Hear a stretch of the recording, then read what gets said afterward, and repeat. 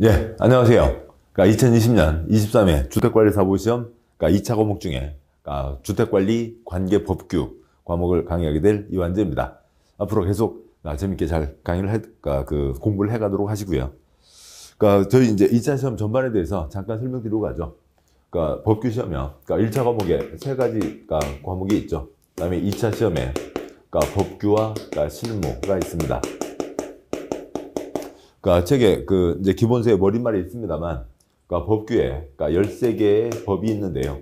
13개의 법 중에 중요한 4개의 법, 건축법, 주택법, 공동주택관리법, 그리고 이제 하나만 더 나가서 민간 임대주택법까지는 이 법규에서만이 아니라 실무에서도 중요하게 출제되고 있습니다. 따라서 그 4개의 법은 법규에서 공부하면 실무에 도움이 되고, 실무에서 공부한 게 또 법규에 도움이 되고, 서로 도움이 되는 거죠. 2차 시험에 숫자선 상대평가라고 해서 성적 순으로 한다라고 하는 게 있긴 합니다만, 크게 걱정하지 마시고 꾸준히 공부하시면 다들 되겠습니다. 그러고요. 아무튼 모든 과목 다 마찬가지죠. 그리고 사회생활도 역시 마찬가지고요. 새로 접한 곳이 있으면 거기에 내용을 이해하시려면 빨리 그쪽에서 쓰고 있는 단어, 용어, 그것들에 익숙해지셔야죠. 그러지 않으면 일을 할 수가 없습니다. 어느 누가 호떡 장사를 하기로 했다고요. 호떡 장사를 하기로 했는데, 그래서 이제 호떡을 밀가루로 이제 해야 되니까, 이제 호떡 중에서도 맛있는 좀 더 비싼 씨앗 호떡이요. 씨앗 100원어치만 더 넣으면 500원을 더 받을 수 있잖아요. 밀가루 가게가 왔습니다. 저 밀가루 주세요. 네, 밀가루 주인이요. 예, 어떤 밀가루요? 밀가루요. 아까 강력분, 중력분, 박력분, 어떤 밀가루요? 그냥 밀가루 사러 왔는데요. 그럼 호떡 장사 제대로 되겠어요? 아니죠. 강력분은 쭉쭉 늘어나는 빵 처음 반죽하거나 아니면 호떡 반죽 같은 게 강력분이고, 이제 박력분은 쿠키, 크래커, 그렇게 그냥 또닥또닥 부서지는 거죠. 중력분은 이제 그 글루텐을 조금 더 섞은 겁니다. 끈적끈적 이제 이렇게 이제 늘어나는 그런 것들이 글루텐 성질이라고 하거든요. 아무튼 그 호떡 장사를 하려면 강력분, 중력분, 박력분 그걸 알아야만 할 수가 있죠. 그거 없이 아무 밀가루나 사다가 했다가는 큰 낭패를 당할 수가 있습니다. 그 용어를 아셔야 되죠. 회계원리도 마찬가지고, 민법도 마찬가지고, 시설도 마찬가지고, 이 두 과목도 다 마찬가지고요. 새로 나오는 용어에 대해서 빨리 익숙해지셔야 됩니다. 외국어 공부하듯이 가끔 접한 영어나 일본어가 아니라 중국어가 아니라 소련말 공부하듯이 공부하셔야 된다고요. 용어에 익숙해지려면 그 용어들이 다 외국어인데 새로 접하는 건데, 외국어 공부는 뭐로 해야 되고요? 혀로 하셔야 되죠. 회계원리 공부는 눈으로요, 손으로요, 혀로요, 손으로 해야죠.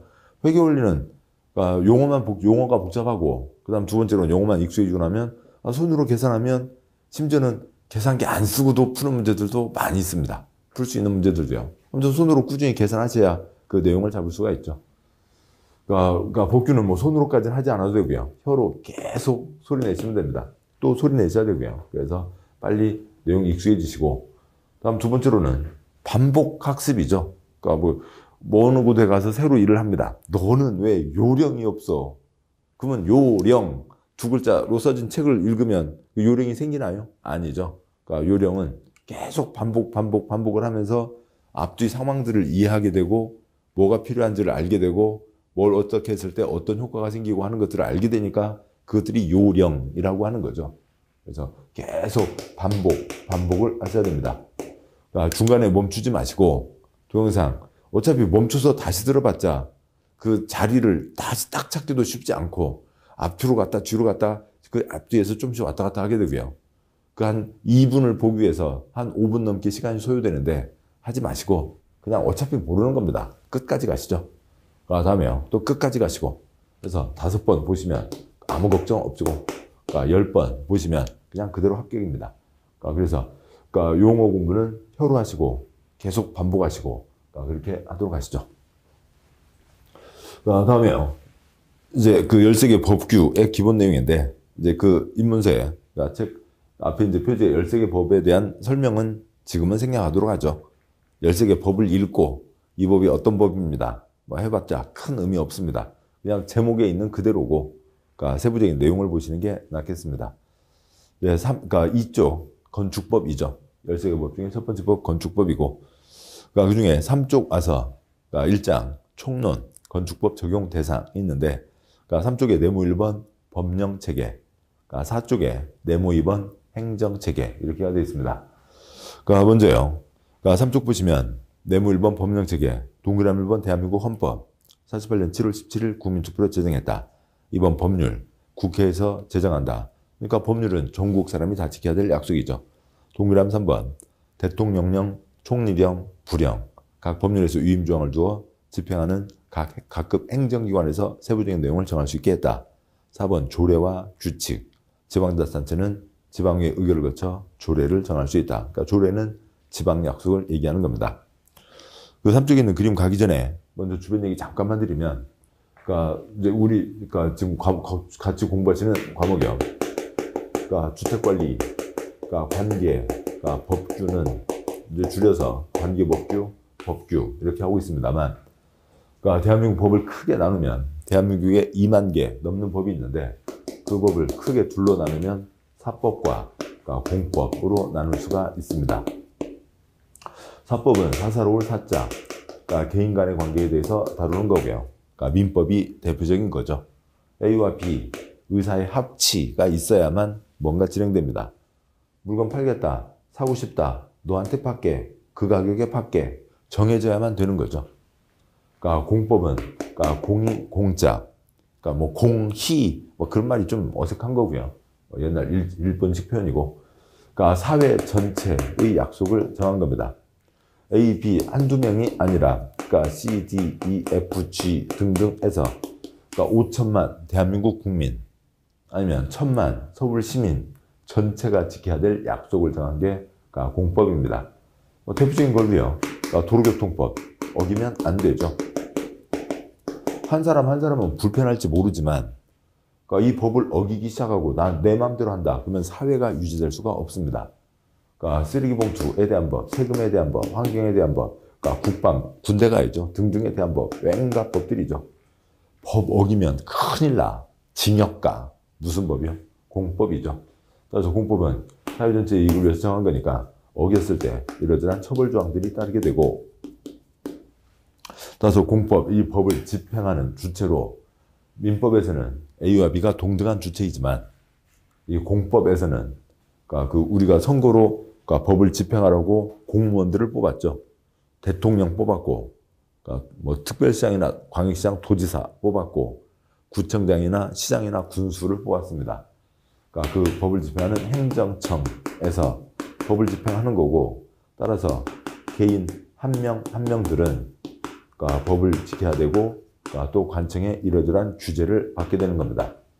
뭐 도로교통법은 정해진 내용을 지키면 되는 거고, 이런 그러니까 주택, 땅, 건물 이런 이제 부동산에 관한 거에 대해서는 일단은 개인들은 뭔가를 못하게 합니다. 그러니까 일단 걱정되니까 금지시키는 거죠. 뭐 받아야 할 수 있고요. 허가 받아야 할 수 있다라고 하는 게 기본 틀이고, 그다음에 이제 특별한 경우는 그러니까 요건 갖추면 등록하고 일을 할 수 있다. 요건 갖추면 신고하고 일을 할 수 있다라고 하는 것들이 이어지는데, 그중에 이제 등록이 또 시험의 주된 초점이 됩니다. 허가는 금지되어 있다. 허가받아야 할 수 있다라고 하는 거라면 등록과 신고는 요건만 갖추면 할 수 있다. 그러니까 주택관리업 등록, 학원 등록, 요식업 등록. 그러니까 요건만 갖추면 할 수 있다. 그러니까 요건만 갖추면 할 수 있다. 신고와 비슷하긴 한데, 그러니까 등록은 그러니까 등록한 다음에 관청에서 눈에 불을 켜고 관리 감독하겠다라고 하는 것들이 가게 됩니다. 아무튼 개인들은 자기 마음대로 할 수 없고 법에 정해진 우리 국민이 정한 거죠. 국민대표 300명 국회의원을 뽑았고 그 국회의원들이 법을 정한 거고 그 법에 따라서 관청에 도장을 받아서 뭔가를 하게 됩니다. 그러니까 따라서 그러니까 공법에서는 공법은 이제 공법에 넓은 범위가 있고 그중에 행정법이 있고 그러니까 행정법 관련해서 그러니까 주택관리 관계법규도 포함되고 그런 식입니다. 그러니까 법규는 다 공법에 해당하는 거고요. 그러니까 관청에 도장을 받아야 뭔가를 할 수 있다. 관청에서 제대로 국민들의 이러저러한 경제 활동들이 법에 어긋나는 게 있는지 없는지 관리 감독한다라고 하는 게 공법입니다. 관청이 주체가 되고 국민 한 사람 한 사람이 이제 법을 지켜야 되는 사람이 되죠. 그런데 이제 지금 3쪽에 있는 내용은 이런 국회에서 하는 법 말고 5천만 국민의 약속이 헌법. 두 번째 표요.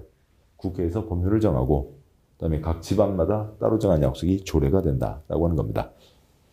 다음 아세요? 그러니까 4쪽에 내무 위반 행정체계가 있는데 그러면 이제 공법 처음부터 끝까지 관청에 나온다고요. 그러면 개인들이 뭔가를 할 때 관청에 누구에게 가서 어떤 도장을 받아야 되냐.